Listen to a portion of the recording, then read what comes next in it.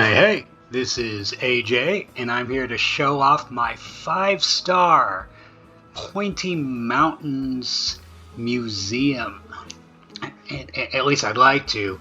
A little problem here. What you see in front of you is actually a 10-star rating museum.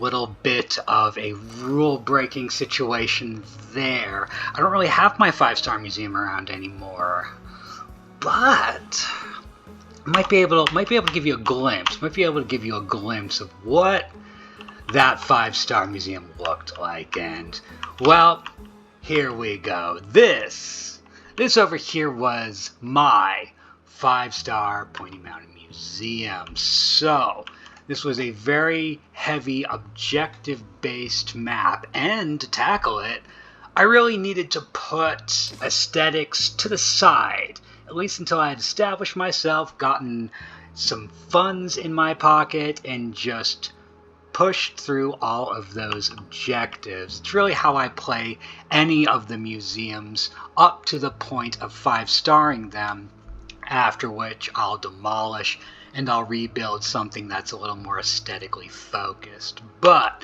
this was my 5-star. I started off basically collecting a whole bunch of fossils just to create a baseline museum and get some visitors and get some funds. The fossils were pretty good because I could just plop down a whole bunch of them to start attracting people, and if I didn't like any of them, it was always a net gain to sell one of these things for a little bit of profit, keep me afloat as I pushed through it.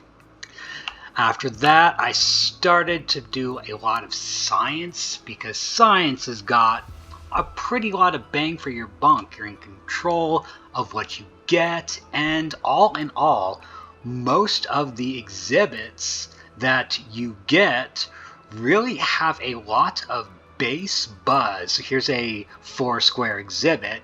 This little sprinkler pup is popping 125. Now that is with a couple of marketing things in play, but still, it's really packing a much stronger punch than this disc fossil, which carries around the same amount of space.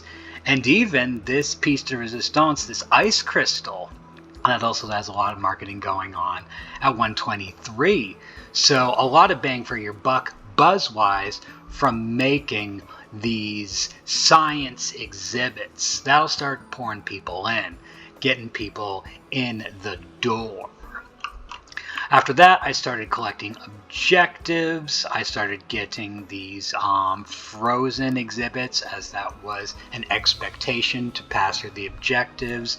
And, of course, the piece de resistance of this map, the ice crystal, which is a really nice find. And I got, well, quite a few of them, as you can plainly see.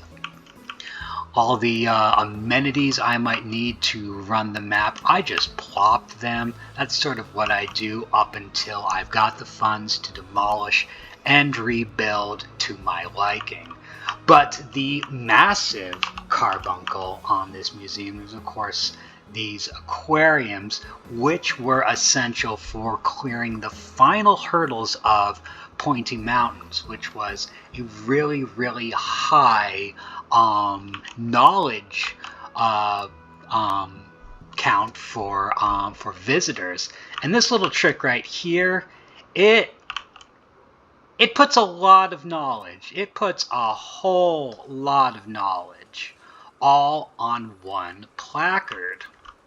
It's a very controlled thing. See, like, people only see these massive carbuncles from these 4, but well, that doesn't quite matter to their little visitor minds, because, good mercy, it's the greatest tour they've ever had. It's quick, it's efficient, and it's giving them 2,452 buzz per pop. And that cinched it for me. By doing that, I was able to cinch the final objectives of Pointy Mountains and get my 5th star, giving me what you see before you, a 5-star Pointy Mountain Museum. Museum. And I'm glad we could turn back time to take a look at that. I did enjoy my 5-star museum. Shame, absolute shame I now have this rule-breaking 10-star museum. Can't go submitting that. We'll just have to make do with that. Blast from the past. Thank you. Have a good one.